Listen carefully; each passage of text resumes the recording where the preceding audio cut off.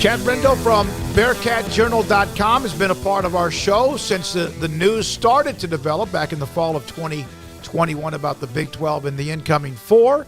And here we are, Chad. Thanks for your time with Craig and David Smoak. 10 days away.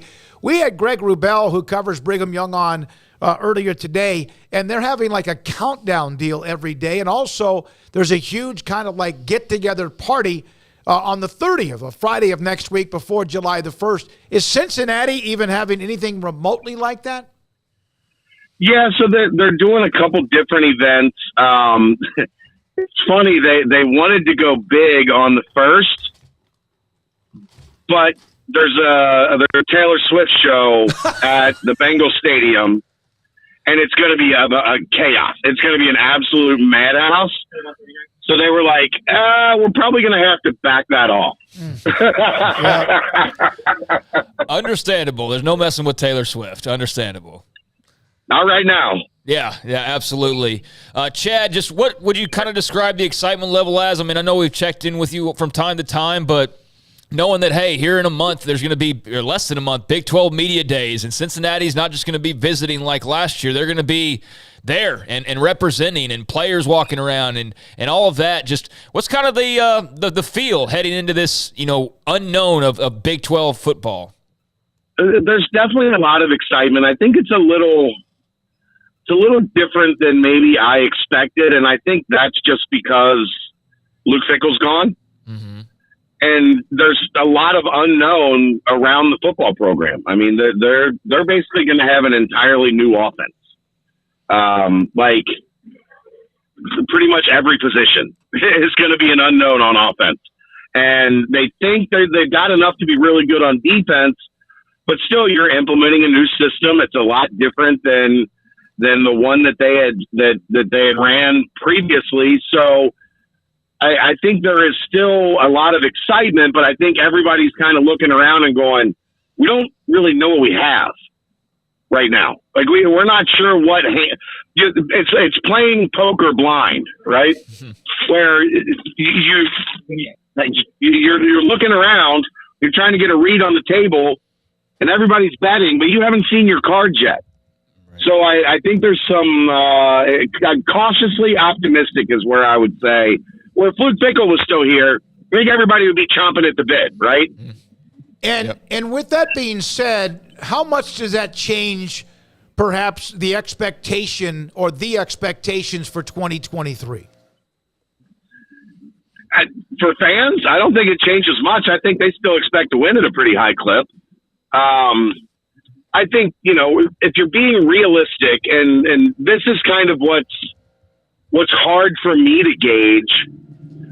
If you look, there's probably going to be, I don't know, 7 coin flip games for Cincinnati next year. Yep. So I'm looking at a schedule where they could be anywhere from 4-8 to 8-4, and neither would surprise. None of it would surprise me.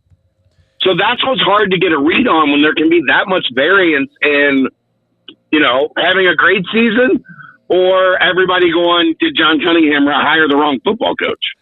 Well, one thing about the Big 12 is that there are the ups and downs of these like games that are 3 to 4, 7 points. One year you get 4 or 5 of them go your way, and one year that goes the opposite. We saw that with Baylor from 21 to 22. We've seen that with other schools too, and I think all conferences probably have that, but it does seem to be more the trend in the Big 12. Yeah, that's the overall, look, in the American, Cincinnati just was in a position where they had more talent than everybody but, 1 or 2 teams every year. So as long as you played reasonably well and didn't, crap the bed, you were going to win a bunch of games. And now you're going into a league where everybody's talent is pretty darn similar. So you can play reasonably well and still go 4-8. And, I think that's going to be the biggest adjustment for fans. But to that point, they have been through this once when Cincinnati moved to the Big East. And they had 2 years where it was bumpy, and then they leveled out and things went pretty smoothly from there on out. So we have seen this blueprint before, at least. Chad, we've been just kind of checking in with programs and just sort of, getting the temperature gauge as we've been doing with you here for the first few questions. But in terms of kind of where they sit temperature-wise with facilities, with NIL, with all of those extracurricular types of topics that now are very much on the forefront, especially in college football. Obviously some of that got them into the Big 12 to begin with, but how do you kind of view their position there now, knowing what they're heading into and knowing just kind of what the landscape all around college athletics looks like? Well, I mean, they've done a $100 million renovation in Nippert Stadium in the last decade. Outside of maybe an expansion down the road, I think Nippert in its current iteration, like that's what Nippert Stadium is going to look like. It's phenomenal. And honestly, everybody's downsizing stadium size right now, not going up. So I don't know that part is even that realistic. They completely gutted and remodeled the basketball arena. That was another $90 million project. And they just broke ground a month ago on $130 million indoor practice field and performance facility for the football team. They're making some upgrades to the baseball stadium. So on that front, they're pretty far ahead of the curve. Chad, I know it's been a while since he was at Cincinnati, but what has been the reaction, the emotions with Bob Huggins' story in West Virginia? Unfortunately, I don't think anybody's surprised. Bob is his own worst enemy in a lot of ways. And at both Cincinnati and West Virginia, he's been enabled. And he's never had to look himself in the mirror and fix this problem that he has. And it keeps jumping up and biting him. And, I mean, the man is a great basketball coach.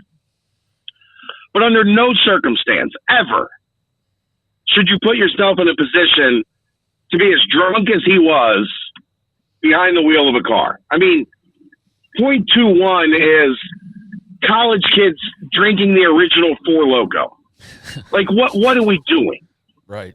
It's sad because it's avoidable. And they have a driver at West Virginia for him to take him around. And he's not using it and doing what he's doing. Like it's stupid. And it's unfortunate to see his career end like that. But I mean, hopefully he can get some help because he needs it if he thinks that what he's doing is okay. Chad, we appreciate what you're doing. So what did you cover last week in Florida? What was it, a tournament for was it your daughter's sport? Oh, yeah, I wasn't covering anything. My daughter was at her first AAU Nationals for volleyball, and they played a team from Houston. She's on 12 and under, guys, 12 and under. They played a team from Houston who had a girl that was 6'2". She was 12. Yeah.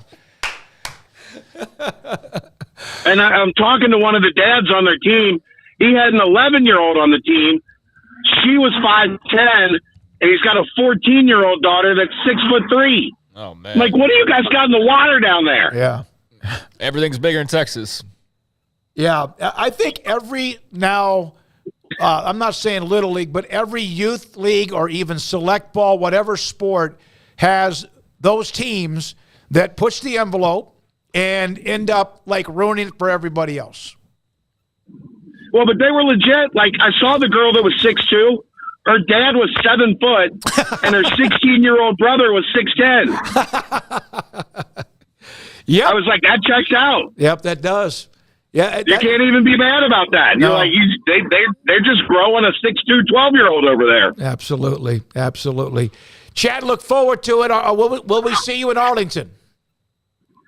I don't think I'm going to be able to make it down because I'm going to be doing AAU basketball coverage. Okay. So I don't think I'm going to make it down this year, but I'm certainly going to be rearranging my travel schedule to make it fit in the works here soon. Okay. All right. Take your time, buddy. Always great to hear from you. Thanks for your time today. Thanks, gentlemen. Great to talk to you. Talk soon. Yes, sir. Chad Brendel from Bearcat Journal, 247 Sports, covers the Bearcats and does a great job doing it. Bet he found a way if